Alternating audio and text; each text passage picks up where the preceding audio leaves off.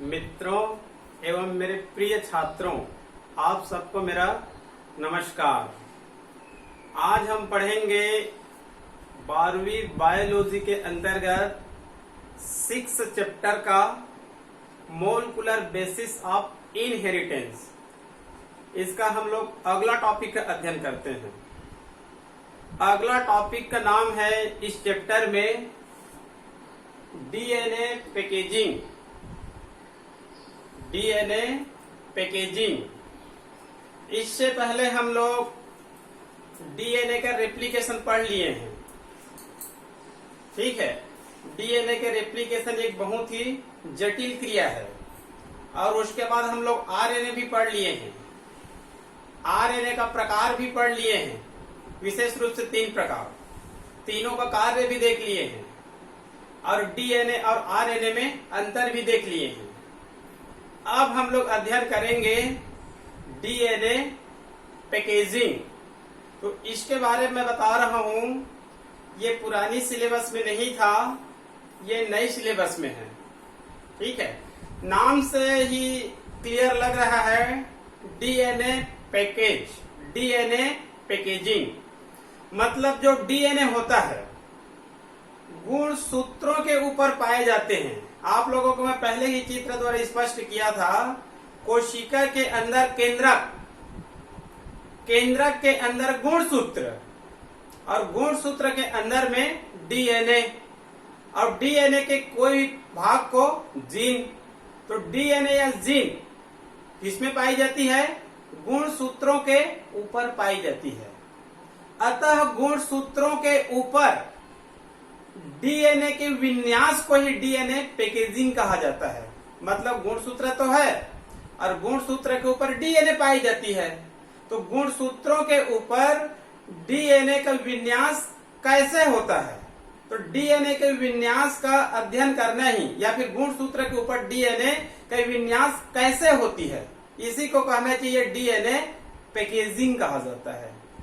ये कहना चाहिए आज तक भी अच्छे से क्लियर नहीं है कि उसके ऊपर किस प्रकार से पाई जाती है, किस प्रकार से व्यवस्थित होती है। तो इसके लिए कहना चाहिए कई सिद्धांत या कई मॉडल दिए गए हैं।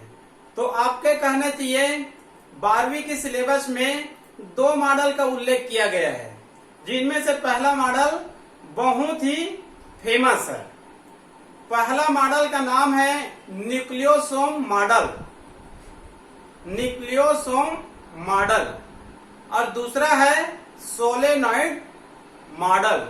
तो इनमें से कहना चाहिए जो पहला मॉडल है न्यूक्लियोसोम मॉडल, इस मॉडल को दिया था कॉनबर्ग एवं थॉमस नामक वैज्ञानिक ने। कॉनबर्ग नामक वैज्ञानिक कहना चाहिए बहुत ही फेमस वैज्ञानिक है। विशेष रूप से कहना चाहिए जेनेटिक्स के अंतर्गत डीएनए से संबंधित है।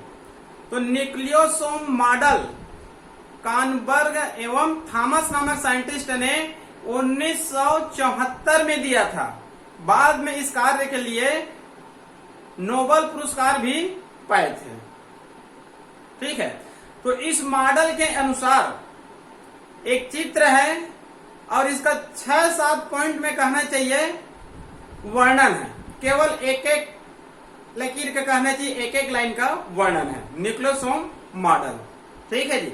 तो पहला मॉडल देखते हैं हम लोग, न्यूक्लियोसोम मॉडल। इस मॉडल को किसने दिया था? कॉनबर्ग एवं थॉमस नामक साइंटिस्ट ने दिया था। क्लियर? इस मॉडल के अनुसार इस चित्र को पहले से देख लेते हैं, फिर आप लोग को मैं वर्णन को बता रहा हूँ। न्यूक्लियोसोम मॉडल, ये कहना चाहिए न्यूक्लियोसोम का मॉडल है। तो ये भाग को हम लोग, इतने को हम लोग क्या बोल सकते हैं? न्यूक्लियोसोम कह सकते हैं।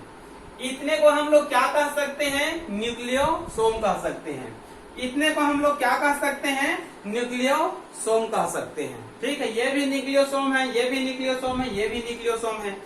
ये न्यूक्लियोसोम और ये न्यूक्लियोसोम, इन दोनों को कहना चाहिए लिंकर डीएनए क्या करती है? जोड़ने का कार्य करती है।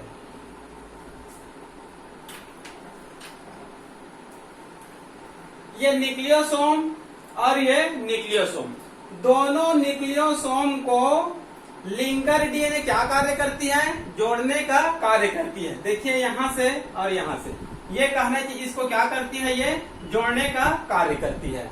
और लिंकर डीएनए के बीच में हिस्टोन H1 भी प्रेजेंट होती है। हिस्टोन H1 भी प्रेजेंट होती है। और ये जो न्यूक्लियोसोम है, ये क्या है? न्यूक्लियोसोम है। इसमें कहना चाहिए कोर प्रोटीन पाई जाती है, मतलब प्रोटीन के ऑक्टोमर पाए जाते हैं। प्रोटीन के ऑक्टोमर पाए जाते हैं। और इस न्यूक्लियोसोम में डीएनए का कहना चाहिए स्ट्रैंड भी पाई जाती है, जिसमें लगभग 200 पेयर कहना चाहिए क्षारीय युग्मन पाई जाती है। बेस पेयर मतलब क्षार युग्म 200 की संख्या में पाई जाती है। ठीक है जी। तो ये न्यूक्लियोसोम है। दो न्यूक्लियोसोम को जोड़ने का कार्य लिंकर डीएनए करता है। लिंकर डीएनए के मध्य में हिस्टोन H1 पाई जाती है। और न्यूक्लियोसोम में कहना चाहिए कोर प्रोटीन भी पाई जाती है, जिसको हम लोग प्रोटीन का ऑक्टोमर बोलते हैं, मतलब 8 अणु पाई जाती है। और इस न्यूक्लियोसोम में कहना चाहिए डीएनए मोलिक्यूल्स का कहना चाहिए अणु भी पाई जाती है, जिसमें 200 बेस पेयर पाई जाती है, क्षारीय युग्मन पाई जाती है। तो ये कहने की न्यूक्लियोसोम का क्या है? ये मॉडल है। यदि आता है तो इस चित्र को आपको बनाना पड़ेगा। क्लियर? अब इस सिद्धांत के अनुसार, इस मॉडल के अनुसार मैं आपको कहना चाहिए 5-6 पॉइंट में बता रहा हूं। गुणसूत्र का क्रोमेटिन मतलब क्रोमोसोम का क्रोमेटिन, क्योंकि कहना चाहिए डीएनए किसके ऊपर पाई जाती है? गुणसूत्र के ही ऊपर पाई जाती है। तो गुणसूत्र में पाए जाने वाली जो क्रोमेटिन होती है वो किसकी बनी होती है? डीएनए और क्षारीय प्रोटीन की बनी होती है। इसको मैं आप लोग को डीएनए भी बताया था। जो डीएनए होता है क्षारीय प्रोटीन मतलब हिस्टोन से क्रिया कर लेती है और गुणसूत्र बना देती है। ठीक है। तो गुणसूत्र का क्रोमेटिन किससे बनी होती है? डीएनए और क्षारीय हिस्टोन प्रोटीन से बनी होती है। और क्रोमेटिन की इकाई क्या होती है? न्यूक्लियोसोम होती है। क्रोमेटिन की इकाई क्या है? न्यूक्लियोसोम है। ठीक है। और प्रत्येक न्यूक्लियोसोम एक प्रोटीन की ऑक्टोमर होती है। ये जो न्यूक्लियोसोम है ना, इसमें क्या पाई जाती है? प्रत्येक न्यूक्लियोसोम में प्रोटीन के ऑक्टोमर पाई जाती है। और ये प्रोटीन के ऑक्टोमर, ये कहना चाहिए जो प्रोटीन की जो ऑक्टोमर है, ये H2 और H1, ठीक है, H1, H2, H2A और H2B, इनसे कहना चाहिए मिलकर बनी होती है। जो न्यूक्लियोसोम होता है प्रोटीन का ऑक्टोमर है। ये प्रोटीन के ऑक्टोमर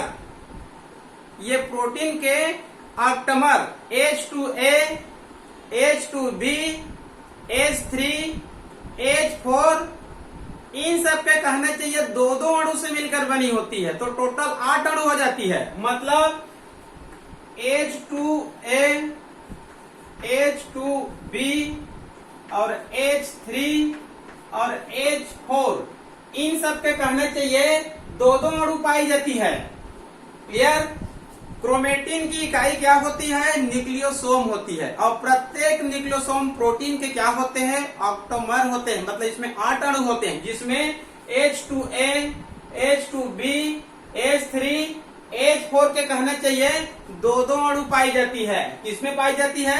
न्यूक्लियोसोम में। तो प्रत्येक न्यूक्लियोसोम प्रोटीन के ऑक्टोमर होते हैं, जो इन सब के कहना चाहिए 2-2 अणु से मिलकर बने होते हैं। टोटल 8 अणु तो ऑक्टोमर बोलते हैं। क्लियर?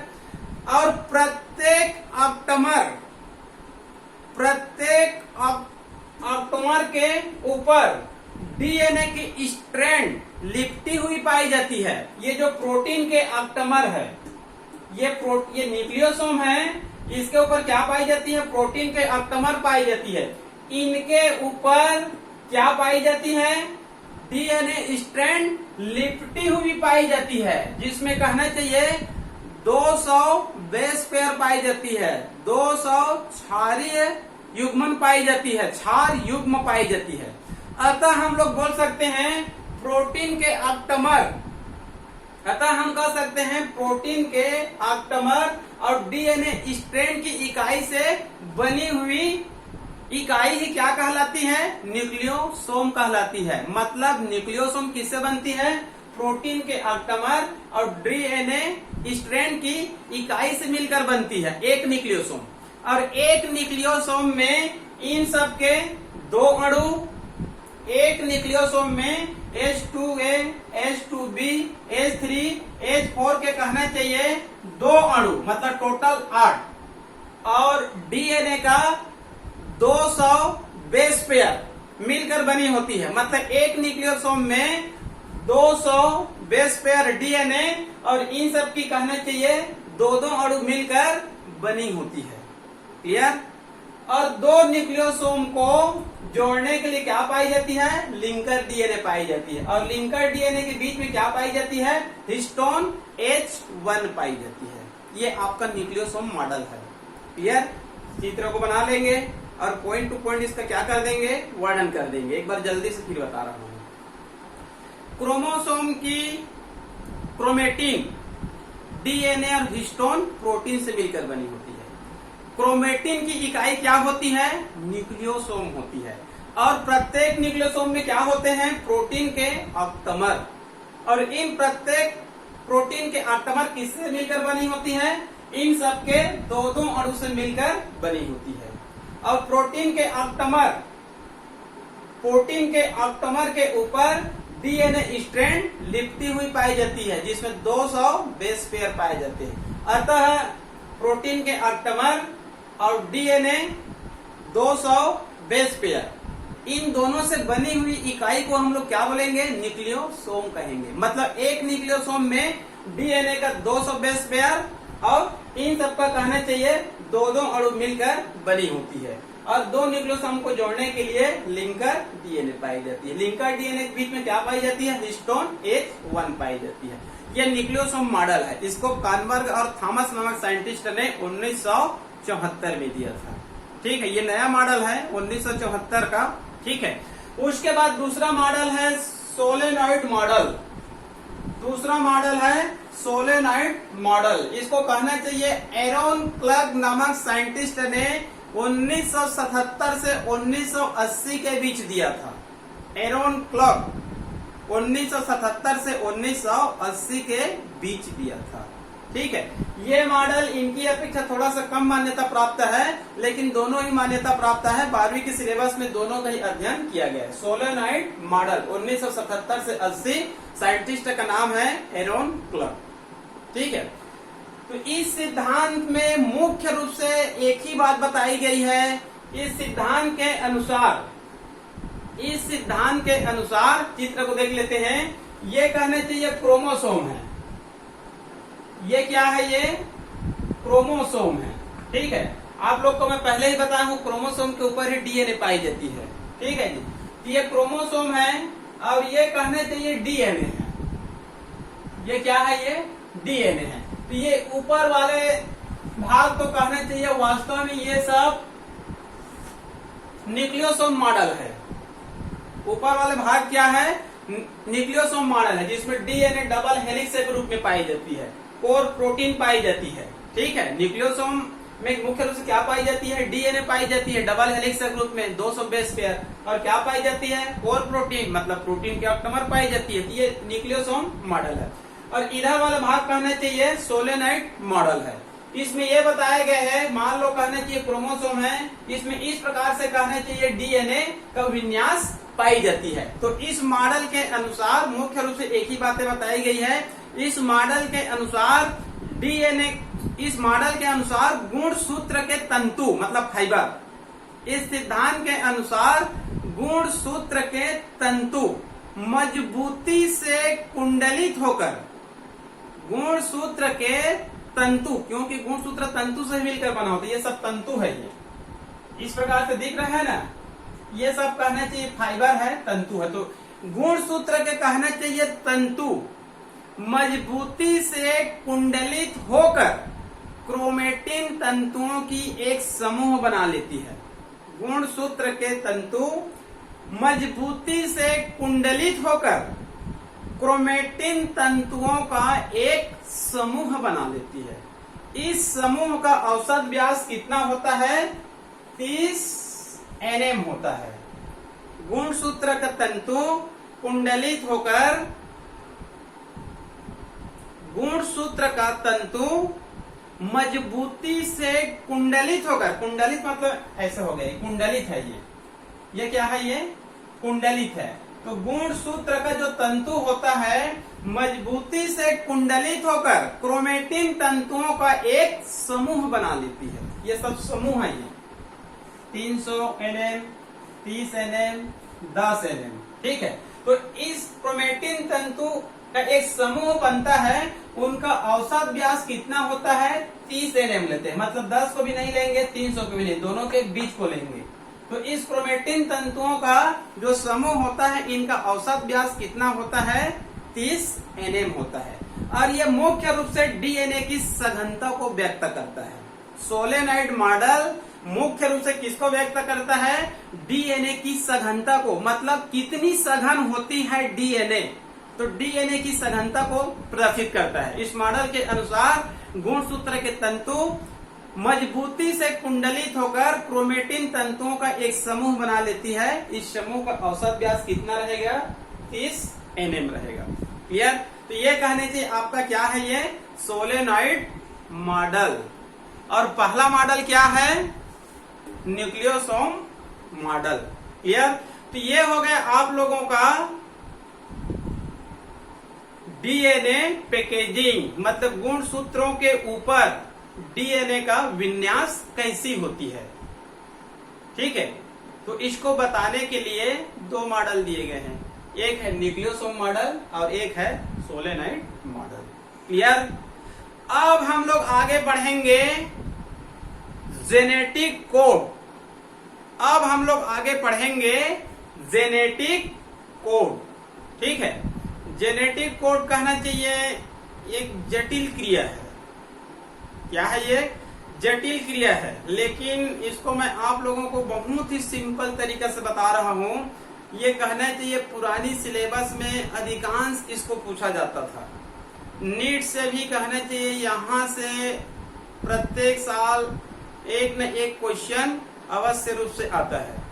ठीक है, तो जेनेटिक कोड पुस्तक में बहुत लंबी चौड़ी अध्ययन की गई है, तो उतना हम लोग लंबी चौड़ी अध्ययन नहीं करते हैं, शॉर्टकट तरीके से थोड़ा मैं आप लोगों को अध्ययन करा रहा हूँ। ठीक है, जेनेटिक कोड क्या है? आनुवांशिकी कोड। ठीक है, तो इसका मैं पहले इंट्रोडक्शन बता रहा हूँ, फिर इसका कहना है कि हम लोग एक चित्र देखेंगे। जेनेटिक कोड, ठीक है, तो कहना चाहिए जेनेटिक कोड बीटल एवं टीटम दोनों वैज्ञानिक का नाम है, दोनों प्रसिद्ध वैज्ञानिक है। ठीक है, बीटल एवं टाइटम, बीटल एवं टाइटम ये ऐसे वैज्ञानिक हैं जिन्होंने एक जीन एक एंजाइम सिद्धांत दिया था। ये ऐसे वैज्ञानिक हैं जिन्होंने एक जीन एक एंजाइम सिद्धांत दिया था। ये पुराने सिलेबस में था, कई बार इसको ऑब्जेक्टिव में पूछा जाता है, नीट वगैरह में पूछा जाता है। एक जीन एक एंजाइम सिद्धांत किसने दिया है? एक जीन एक एंजाइम सिद्धांत किसने दिया? तो बीटल और टीटम या टाइटम नामक साइंटिस्ट ने दिया है। इस सिद्धांत के अनुसार एक जीन एक एंजाइम का निर्माण कर सकता है। इस सिद्धांत के अनुसार एक जीन एक एंजाइम का निर्माण कर सकता है, और एंजाइम मतलब यहाँ पर क्या है? प्रोटीन है। एंजाइम मतलब क्या है? यहाँ पर प्रोटीन है। अतः एक जीन एक एंजाइम का निर्माण कर सकता है या एक जीन एक प्रोटीन का निर्माण कर सकता है। क्लियर?